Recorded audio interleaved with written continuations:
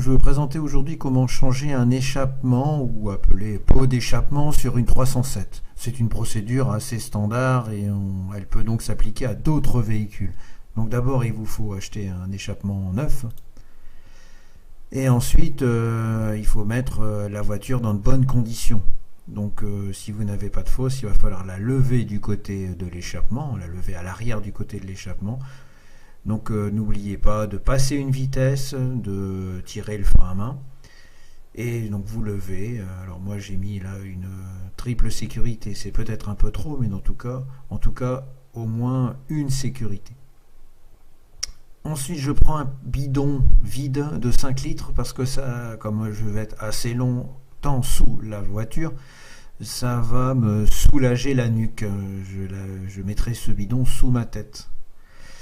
Comme ça, voilà. Et donc il me faudra un peu de dégrippant. Et puis attention, vous êtes sous une voiture, à cet endroit-là c'est assez rouillé, vous allez forcer, etc. Il risque de tomber des petits morceaux. Voilà, si c'est dans vos yeux, c'est vraiment embêtant. Donc soyez prudents. Donc je me faufile sous la voiture, je vois évidemment ce que je savais déjà, que le pot est très endommagé.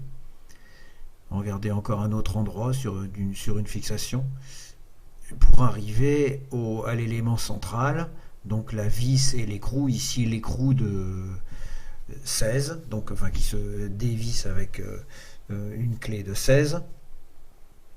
Je mets un petit peu de dégrippant et on peut attendre assez longuement. C'est vraiment une bonne chose d'attendre longuement quand on met du dégrippant. Bon, si on est un peu pressé, on y va. Donc avec du 16 comme je disais, mais moi je préfère utiliser une croix. D'abord parce que c'est du 6 pans, et puis vu comment est placé l'écrou, c'est plus facile. Donc j'y vais, hein. C'est assez dur hein, forcément, à cet endroit-là tout est grippé. Hein. J'y vais franco, et ensuite je vais essayer d'ouvrir le collier. Alors là, c'est pas forcément simple. Donc avec une bonne pince, je vais essayer de rapprocher les deux extrémités donc pour ouvrir le collier, ce que je réussis après 2-3 tentatives. On voit bien qu'on n'a pas là un outil vraiment dédié, mais enfin, ça va quand même. Donc si vous avez bien ouvert le collier, forcément vous arrivez à désolidariser le pot du tube. Ensuite, vous prenez un bon tournevis et il va falloir aller chatouiller au niveau des éléments de maintien, je sais pas comment dire, des cylindres blocs. Hein. Donc, pour réussir à sortir le pot de ces éléments-là, c'est du caoutchouc, donc on y va assez raisonnablement. On peut enlever la tresse en nylon si c'est plus pratique, à vous de voir. Si vraiment ça tourne mal, le mieux c'est d'enlever complètement la pâte pour pouvoir voilà, à main l'enlever sans tout arracher. Donc une fois que vous avez enlevé votre pot, évidemment vous ne pouvez pas confondre avec le neuf, c'est pas tout à fait terminé. Parce que moi j'ai envie de sortir ce collier, cette bride pour bien la nettoyer.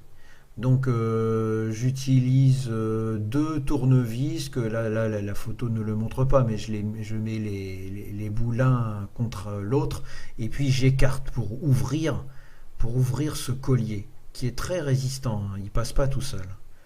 Et en jouant encore avec la pince, j'arrive enfin à le faire passer. Donc là je le mets dans l'étau, et je vais enlever donc cet élément hein, qui a toute sa place là, et puis bien sûr l'écrou. Donc je repère bien comment les choses sont positionnées pour les remettre plus tard exactement de la même façon. Voilà ce que je fais. Donc j'ai la bride dans les mains et je vais nettoyer l'intérieur parce qu'il y a de la rouille, c'est pas propre. Donc on y va, on tape, on frotte, voilà. J'enlève et je vais réécarter ce collier. Donc j'utilise deux éléments plats comme ça et je mets contre une porte pour réussir à écarter. L'objectif c'est de pouvoir passer facile au niveau du pot. Voilà. Bien ensuite je remets un petit peu de graisse et je remonte tout dans le bon ordre. Évidemment, il ne faut pas faire de bêtises à ce niveau-là, y compris sur l'écrou, pour l'écrou qui a un sens. Une fois que c'est fait, donc je repasse sous la voiture, je mets en position le nouveau pot. Donc évidemment, ça doit être, enfin c'est une opération qui est assez simple à ce niveau-là, être emmanché sur un élément côté roue, sur un élément côté enfin, milieu de la voiture si vous voulez, donc là ça s'arrange bien, et puis bien sûr au niveau de la bride avec le tube.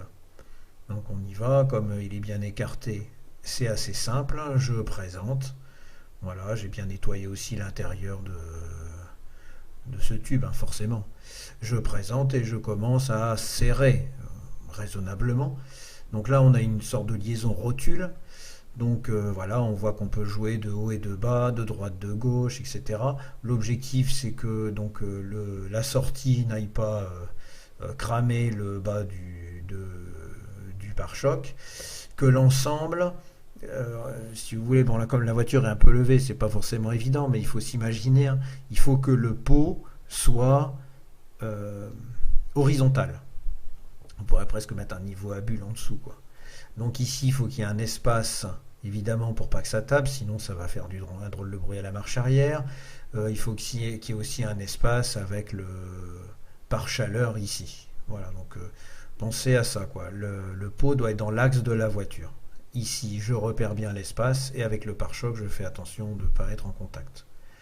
Une fois que c'est à peu près correct, je serre un petit peu plus à ce niveau-là. Inutile de serrer vraiment comme un fou, hein, soyons raisonnables. Et j'en profite pour faire un petit contrôle. Quelquefois, les ressorts se cassent, donc je vérifie que le ressort avec un petit miroir qu'il est en bon état, qu'il n'y a pas de fuite d'huile, enfin que tout est à peu près normal. Profitez, regardez aussi sous la voiture si tout est normal. Je regarde un peu les pneus des deux côtés. Le point de vue est assez particulier. Là, vous êtes vraiment sous la voiture, profitez-en, y compris la roue de secours. C'est le moment de la tâter, hein, vérifier qu'elle est bien en pression. Ensuite, petite marche avant, marche arrière, petit essai routier. Et voilà, vous regardez si tout est encore une fois normal. Bon, a priori, c'est quand même une opération assez simple. Donc voici la fin de l'opération. Normalement, ça doit prendre 1 heure à peu près. Mais il peut y avoir des difficultés suite justement au fait que ce soit un échappement, donc que ce soit très rouillé. Donc je ne vous conseille pas de faire ça un dimanche soir parce que vous pourriez avoir un problème, être obligé d'aller chercher une bride parce qu'elle était tellement... Enfin, vous avez forcé, vous l'avez cassée. Bon, c'est pas des complications très graves, mais un peu embêtantes si vous avez vraiment besoin de votre voiture très rapidement. Ceci étant, merci de votre attention.